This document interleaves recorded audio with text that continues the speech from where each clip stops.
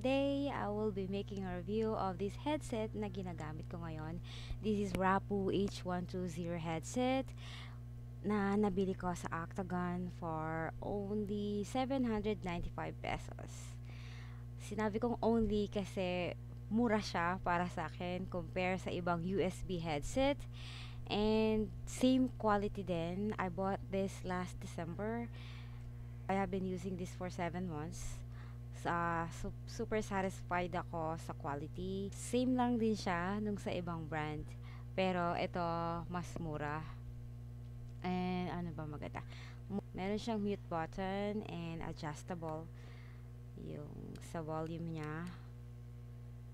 And shareable.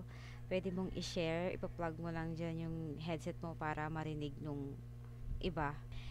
And ang pinaka nagustuhan ko dito, yung ear cups niya ay leather. So, feeling ko mas tatagal to. Unlike sa mga foam na after ilang buwan malalagas. Kasi hindi naman may iwasan na katulad yan, may klase ka. So, minsan basa yung buhok. Yun, nakakasira kasi siya ng foam. Tapos, noise reduction lang siya. Hindi siya katulad ng ibang mamahaling headset na kinakancel niya talaga yung noise. So, kailangan ko pa rin magsarado ng bintana. And, if you notice here, meron akong tinali sa mouthpiece. Nabasa ko sa ESL page noon na nabablock niya yung air. Katulad nito, may nakatutok sa aking electric fan pero hindi naririnig.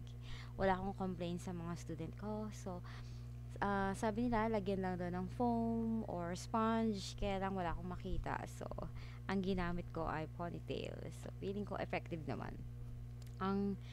Siguro ang hindi lang maganda, hindi ko lang nagustuhan dito, yung fit niya, katulad yan, parang masyadong maluwag. Pero okay lang din naman. Tsaka yung mute button, hindi siya katulad dun sa ibang brand na ini-slide. So, alam mo kung naka-on or off. Pipindutin mo lang siya ng ganyan. Minsan, hindi ko sure kung naka-mute ba ako or hindi. So, ang ginagawa ko na lang, tinataas ko na lang yung yan. Tapos, ganun. Tinataas ko na lang yung microphone ko para hindi marinig nung kausap ko kung uubo man ako or what. Tapos, yun guys, kung nag-start ka pa lang at naghahanap ka ng affordable na headset, I recommend this one, Rapoo H120 headset for only 795 pesos. Siguro ngayon kasi pandemic, so baka nagmahal siya ng konti. Pero okay pa din kasi yung ibang brand, yung ibang USB headset, nasa almost 2,000 siya. So, yun. Try nyo tong hanapin. Okay siya. Yun lang.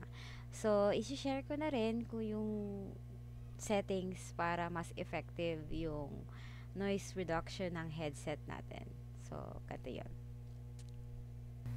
Okay, para sa settings naman, control panel, hardware and sound, and then manage audio devices. Okay, here. Tapos, go to recording. And, i-disable nyo lang lahat ng microphone except dito sa headset na ginagamit mo. And, click this one. Properties. Tapos, sa level niya, it's much better kung nasa mababa lang siya. Mga 50, okay na yan. Dati kasi, sabi nila, mga 20, okay na daw.